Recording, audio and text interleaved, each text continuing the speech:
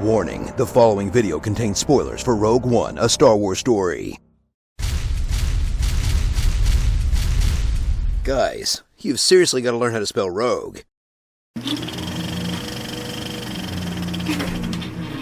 You remember A New Hope. You remember Darth Vader. Now, prepare to remember the handful of years between the rise of Darth Vader and the start of A New Hope. We call it the Death Star. Uh-oh. They're gonna just rehash everything from Star Wars, aren't they? I've got a bad feeling about it. Rouge One, a Star Wars story. Get ready for Disney's first Star Wars anthology movie, because there's no way in hell they'd call it Star Wars Prequel number 4 in what has to be the most money anyone's ever spent to fill in a plot hole. That's the place I've laid my trap. That answers your most pressing questions. How exactly did the rebels get the plans to the Death Star? Did they grab a data tape with a giant claw machine, then use a big antenna to beam the data tape to a ship? And then did that ship transfer the data to another smaller tape? And then did Princess Leia copy that smaller tape onto a tiny droid's hard drive? You know, whoever said this one is as good as Empire must be really into file formats.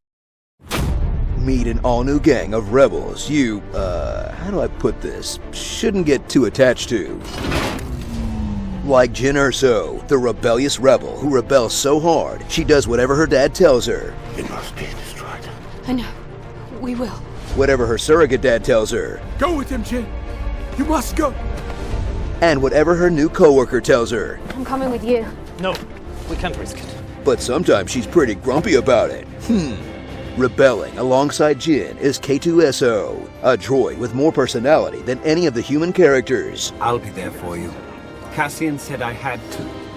Cassian, a rebel whose most heroic moment comes when he doesn't murder someone for once. I had every chance to pull the trigger, but did I? Saw Gerrera, an extremist cast out of the Alliance by extensive reshoots. Chirrut, the blind guy who's technically not a Jedi, but, I mean, come on, look at this guy. And his friend, Gunny McShootface. I'd add more, but that's pretty much all there is to this guy. Cower before the might of the Empire, as various old dudes squabble over who gets credit for the Death Star. We stand here amidst my achievement, not yours! While down on the battlefield, stormtroopers are rolling out in 2 brand new flavors, but with the same old incompetence we're used to, whether they're missing easy shots. One with the Force and the Force is with me. Casually getting taken out. Or setting up their weakness to sticks that the Ewoks would take advantage of.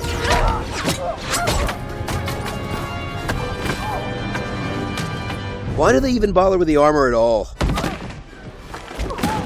Enjoy one of the most beautiful Star Wars films to date that feels like the world's biggest budget fan film. Full of Easter eggs that will have die-hard fans saying, Gold leader. Red leader. awesome! The Guardians of the Wills. I get that reference. Hey, it's Prequel Guy! Blue milk, cool! Why does nobody ever tell me anything, Artu? Okay, I like them. You just watch yourself. So that's where those Cantina guys were. They were walking around. Yeah, the T-15s have been marked obsolete. T-15s. Yeah, I'm gonna have to look that one up later. Whoa, what an awesome way to put Tarkin in the never mind. And this feels wrong somehow. But nothing will service fans harder and faster than Darth frickin' Vader, as a much older sounding James Earl Jones tries to give us a new iconic scene. Be careful not to choke on your aspirations. Who let George Lucas write a line? But just when you think he's been wasted, extend your lightsabers for the most badass Star Wars moment put to film, the hallway scene. Which makes Vader's next fight in the timeline even sillier than it already was.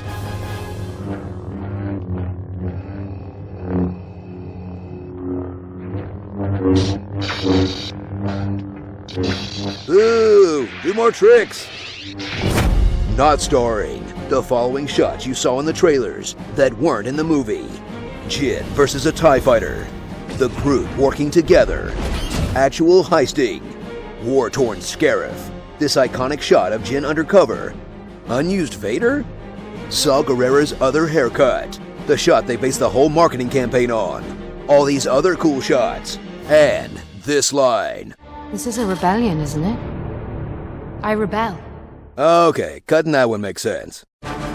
Suicide Squad, an unnecessary Star Wars story. I'm one with the Force. The Force is with me. I'm one with the Force, and the Force is with me. That's not how the Force works. Think the internet has enough Star Wars shows? Think again.